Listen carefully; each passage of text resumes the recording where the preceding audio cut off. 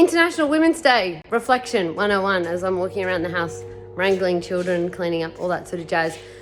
I've got a story to tell about my first 5 to 6 years here on Dalkeith on the property as a rural woman. Don't know what that meant back then, don't really know what it means now, apart from where you live, because there's many different roles we play.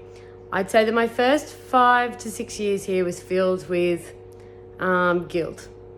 Not feeling like I was contributing enough, even though, you know, I had 4 children under 5 and I was doing the mother thing. I feel like I was pregnant or breastfeeding for the first 6 years of my life here.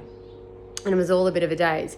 And you know, when you're in that mode, you're sort of just in, you know, kids and family, and it's awesome and it's great, but there was something inside me that really made me feel like I wasn't working hard enough, and I felt really guilty for some support that came my way from in-laws, from family. I felt guilty, like I didn't deserve it, and that I wasn't contributing to the property, and I wasn't being a true rural woman because I wasn't taking my kids mustering all of the time, or I wasn't, you know, putting them on a motorbike at 2.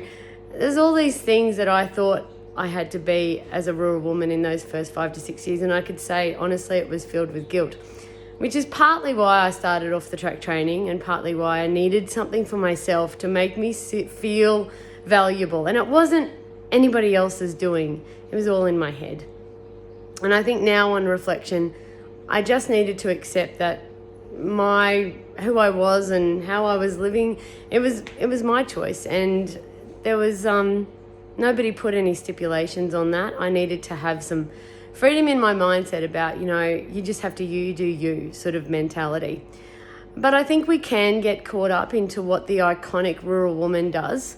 And I remember speaking at an event once and saying that I was the most unhandy person on the property. So I decided to use my skills to start off the track training and do something like no amount of fixing fences was ever going to change you know, our financial situation or our life.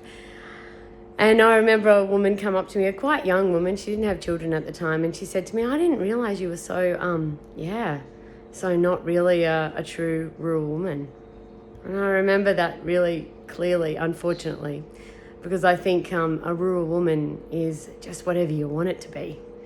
And you just happen to live in a rural area and you're a woman, and there is no mould, and you don't need to fit the mould, and you don't need to, you know, tick boxes in order to be a rural woman. And I think I'm only just discovering that now, that it's okay that I'm unhandy.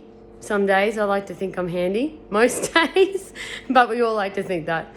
And, you know, it is what it is for you, and we don't need to place judgment on anyone else. We don't need to say, oh, she's not a true rural woman because she's got a nanny, or she's got a cleaner, or she doesn't go mustering all the time. You know, there's lots of different hats that women have, and that's great. The greatest thing is we can wear lots of hats, and we have lots of choice, and there's lots of change and all of those things in our lives. We just have to do what is right for us. Nothing like a child photobombing. So I hope that message helps all those rural women out there on International Women's Day to just own what you're doing, and don't place judgment on yourself, and don't compare yourself to anybody else. You do you. See you guys.